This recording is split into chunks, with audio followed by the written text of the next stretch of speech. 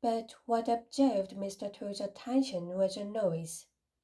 A deep, slow, regular snoring, grunting noise, coming from his own bed. He peeped through the hinges of the half-open bedroom door. Then he turned and came out of the house in a hurry. His whiskers bristled, and his coat collar stood on end with rage.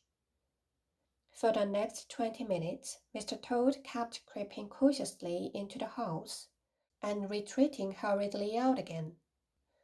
By degrees, he ventured further in, right into the bedroom.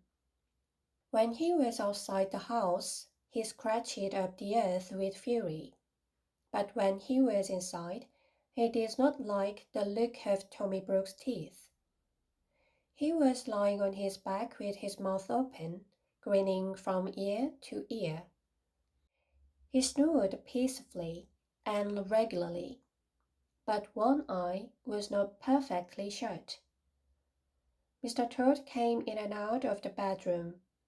Twice he brought in his walking stick, and once he brought in the coal scuttle, but he thought better of it and took them away.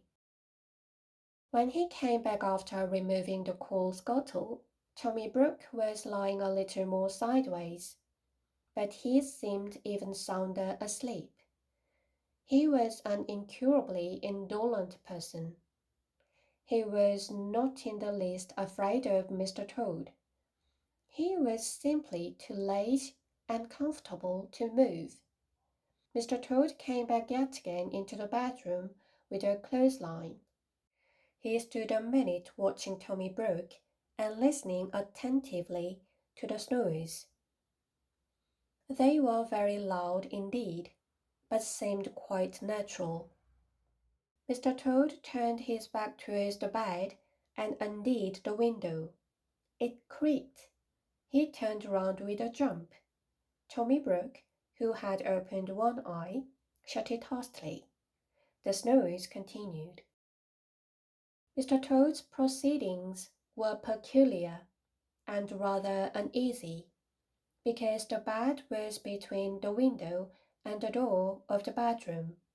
He opened the window a little way and pushed out the greater part of the clothesline onto the window-sill. The rest of the line, with a hook at the end, remained in his hand. Tommy Brook snored conscientiously. Mr. Toad stood and looked at him for a minute. Then he left the room again. Tommy Brook opened both eyes and looked at the rope and grinned.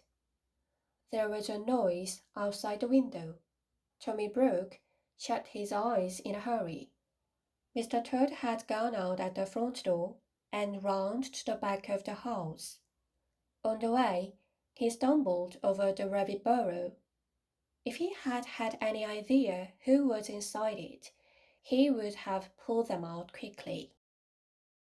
His foot went through the tunnel nearly upon the trap of Peter Rabbit and Benjamin, but fortunately he thought that it was some more of Tommy Brook's work. He took up the coil of the line from the sill, listened for a moment, and then tied the rope to a tree. Tommy Brook watched him with one eye through the window. He was puzzled.